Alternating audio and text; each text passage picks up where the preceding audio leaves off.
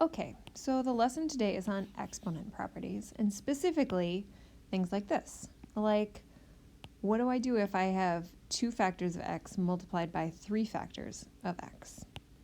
Or what do I do if I have 2 factors of 3 factors of x?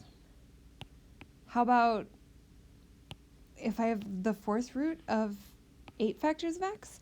And just so you know, this will probably end up covering on Thursday. What about negative? If I have negative 5 factors of x, what the heck is that?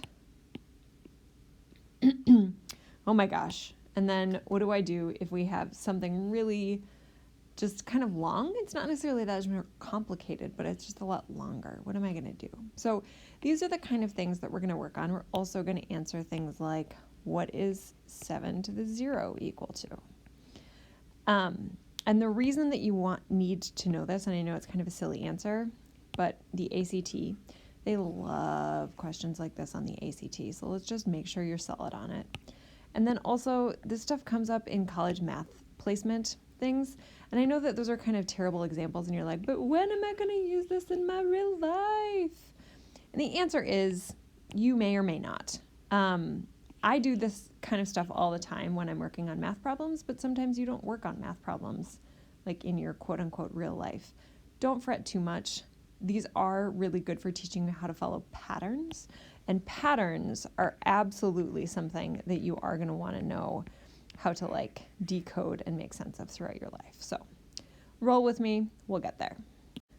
Okay, so this is the exponent properties, and this is where I told everybody to take notes today.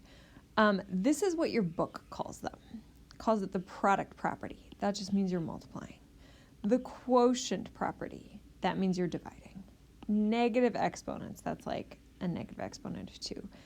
0 exponents, that's like 5 to the power of 0. Or power properties, where you have 4 factors of a and then negative 3 factors of that. What are you going to do with it? So just so you know, this is how your book talks about it. You don't ever have to know like, now I'm using the product property. You just need to know how to do the things. So I'm going to argue that there are 3 things that you really need to focus on. First, you have to know that a to the power of b, this means b factors of a. So for example, if I had 2 to the 3rd power, that's 3 factors of 2. So that's equal to 2 times 2 times 2, where I have 1, 2, 3 of these, and that's equal to 8. As long as you understand this, that's half the battle. Well, maybe 1/3. Second thing is follow the patterns. You do not have to just memorize the rules. In fact, memorizing the rules is often not helpful. If you can look at patterns like this, you're going to be way better off. And lastly, you need to know how to simplify fractions. So for example, 8/12, this is actually the same as 4 times 2 over 4 times 3. And you might think, Ms. Perkins, you just made it more complicated. But here's the thing. 4 over 4 simplifies to 1. So this is really equal to 2/3. So 8/12 and 2/3, they're the same value, but this one is going to be a little bit more helpful for us, and it is what we call simplified. We're going to need to do this for things like when we have x to the 5th over x to the 7th. That's why we're going to need things like this. Okay, so let's start actually learning. Okay, and as a reminder, follow the patterns. So here we have 3 factors of 4, so I've written that out, 4, 4, 4. And that really can't get more simplified than just writing like that with an exponent, or if you wanted to, you could say that is equal to 64. What about, though, if we had something like this, where you have 2 factors of 8 times 3 factors of 8? Well, here's my 2, and here's my 3. You'll notice I just have 8 multiplied 5 times. That is literally just 5 factors of 8. So you can simplify it. And notice that is equal to 8 to the 2 plus 3. Let's see if that works for the next one. Well, here I have 3 factors of 7 and 5 factors of 7. And check it out, that does actually equal 7 to the 3 plus 5 is the same as 7 to the 8. because I have 1, 2, 3, 4, 5, 6, 7, 8 factors of 7. Okay? So this is important because I don't want to write out 14 factors of x and 20 factors of x. That's just too much. But I can use the pattern that I found up here and be like, well, I really would just have 14 x's, like x, x, x, x, x, x, x, and then a bunch of x's here, a bunch being exactly 20. So I know that I can just rewrite that as x to the 14 plus 20, or that is the same as x to the 34. Okay, so that's great. I want that. Let's look at some slightly more complicated examples. Okay, here are some problems for you guys to work on. I encourage you to pause and try all of these problems before I go through the answers. So now would be the time to pause and try them before I give you the answers. Okay, sorry. Okay, in this case, it really is just going to be 2 to the 7 plus 4, which gets you 2 to the power of 11, or 11 factors of 2. Because here you have 7, here you have 4. Add them all together, you get 11. The same thing is happening here. If you have pi to the third, that is going to be pi times pi times pi. Pi squared is just going to be times pi, because you got 3 factors of pi and 2 factors of pi, and all total you have 5 factors of pi. So this would be pi to the 5th, and I should probably do that in a different color. Okay. Same principle works here, even though we haven't dealt with the negatives. You're just going to add them together. So in this case, we would get x to the negative 2 plus 5, which is x to the third power. And then exactly same, it doesn't change, same idea here. You'd have a to the 1/2 plus 3/2, which is the same as a to the 4/2, which is the same as a squared, or 2 factors of a. Really, because you have a 1/2 a factor of a, here I have 3/2 factors of a. All total, you get 2 factors of a. Let me know if you have questions on those. Okay, so again, we're going to be following patterns, and this time we're going to deal with those negative exponents. And our goal here, this is a true statement. You can check it out with a calculator, whatever makes you happy. 2 to the power of negative 3, or negative 3 factors of 2, is 1/8. So why is this true? That's our big question. We want to make sure we understand why this is true.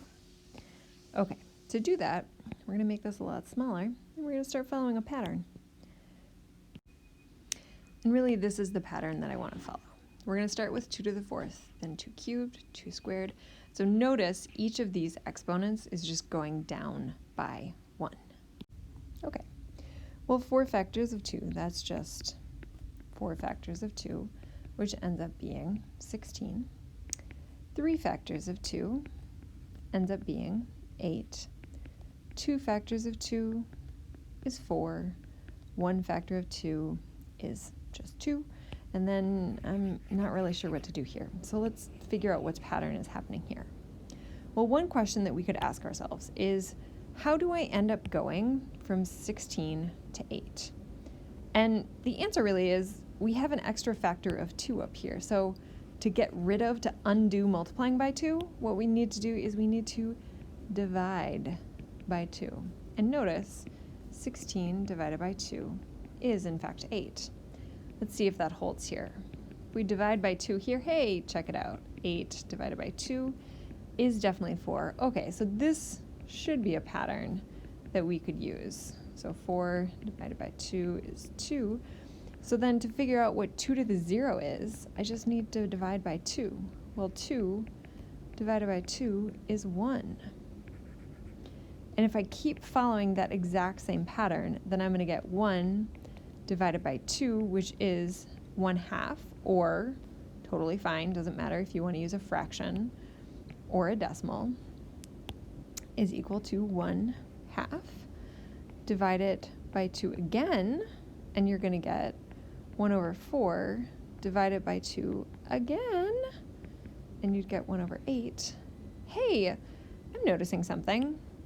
Check out this. My 2 cubed is equal to 8, and my 2 to the negative 3 is equal to 1 over 8. 2 factors of 2 is 4, and 2 to the negative 2 is 1 over 4.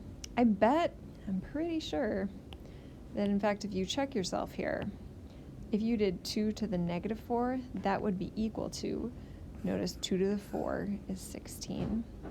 It's going to be 1 over 16, which means that if you have 2 to the negative whatever, so negative x, that is equal to 1 over 2 to the x. And in fact, this holds for pretty much anything that you want to do. Anytime you have like a to the negative b, that is equal to 1 over a to the power of b. Or let's make that a capital B because it looks kind of strange. Okay. And then we also learned a little secret fun thing in here. 2 to the 0 is 1. And it turns out that any number to the 0, so if you have like a, x, k, whatever to the 0, it is also going to be equal to 1. Pi to the 0, also 1. And it's because following this pattern, any number to the first power is that number. And then if you divide by that number, you're going to end up with 1. Okay, and then at the end of class, what I basically asked was what you guys wanted to do, if you wanted to just stick with what we learned today, or if you wanted to work on what we still need to learn. And so what we did learn today is how to multiply. So like x squared times x cubed got us x to the 5th. We ended adding those. Anything to the 0 exponent is 1, doesn't matter which one. And what to do with negative exponents. You have like 5 to the negative 2, that's 1 over 5 squared. 3 to the negative 4, that's 1 over 3 to the 4th. What we still have to learn are, what do we do when we have a power to a power? And what's the difference between negative 6 squared and the parentheses around the negative 6 squared? Those are actually different answers. And the last thing is we need to deal with, what do I do with like 1/4? And we talked about this a little bit last week. It's just going to be a 4th root, but we'll talk a little bit more about that. So this is what this video covered. This is what we will cover in class on Thursday or Friday.